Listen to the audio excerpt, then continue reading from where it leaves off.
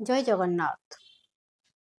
ଶବ୍ଦର କ୍ଷତ ଏଭଳି, ଏହା ପାଖରେ ଖଣ୍ଡାର ଧାରତ୍ୱ ବି ନ୍ୟୁନ ହୋଇଥାଏ। ତେଣୁ ସବୁବେଳେ ଜାଣି ରଖିବା ଉଚିତ, ନିଜ ବଚନକୁ ଆମେ କୋମଳ କରିବା, ଯଦ୍ୱାରା ସମସ୍ତଙ୍କ ହୃଦୟକୁ ଏହା ଛୁଇଁ ପାରିବ। ରହୁଛି, ନମସ୍କାର।